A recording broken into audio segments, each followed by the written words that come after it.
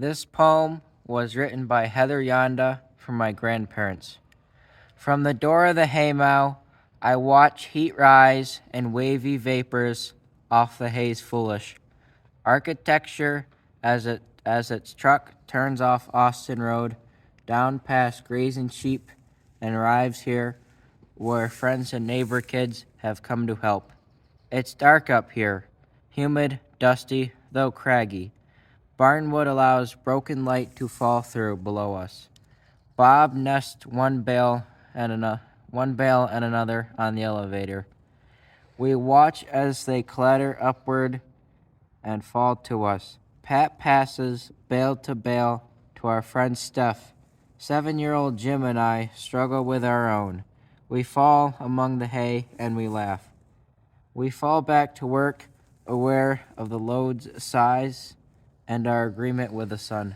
Bale and bale, truckload and truckload, shadows lengthen. We hardly notice the elevator. Stopped when we do, we stand back, see each bale in its proper place. There is such gratitude in sore muscles and dirty nails.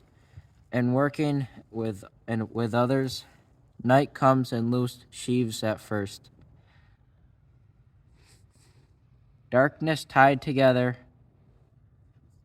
and stacked properly, when I find in my own exhaustion I am filled with living. You ready?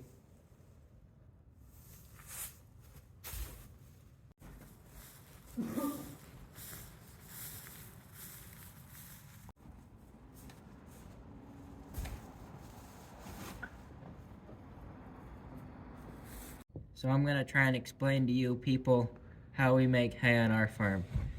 It's not haying season and all of our equipment is stored away, so I'm going to try and show you using model tractors.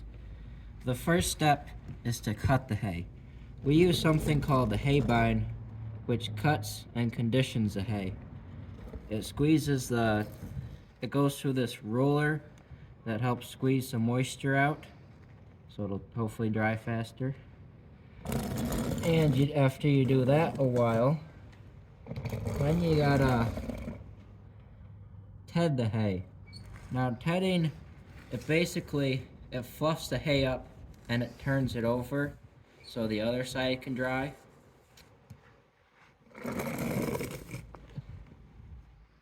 Now after that, you gotta get the hay, so the tedder, it fluffs it up. So then you gotta come by with a rake, and the rake puts it back into a windrow so you can get it with the baler.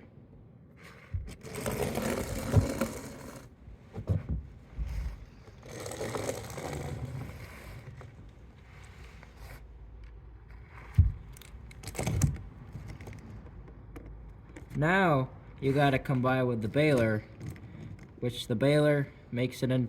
We do square bales, so we have a square baler. It makes it into squares basically, and once they come out of the baler, they get stacked onto a wagon. And then once that wagon gets full, we unhook it.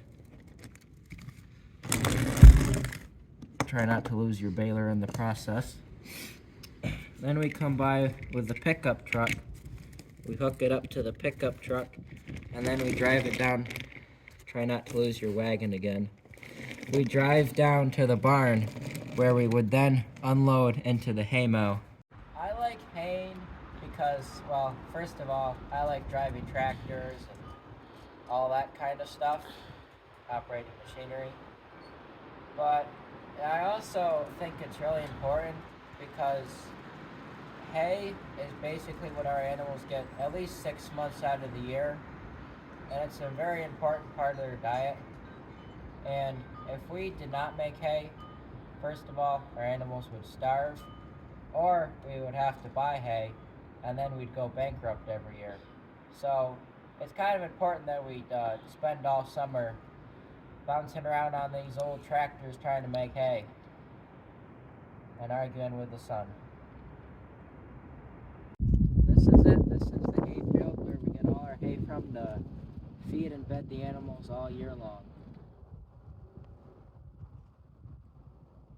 This poem means a lot to me because it was written for us, and it's very relatable. Just kind of brings back all the memories of haying every year and all the grunt work that we do to keep these animals fed and happy.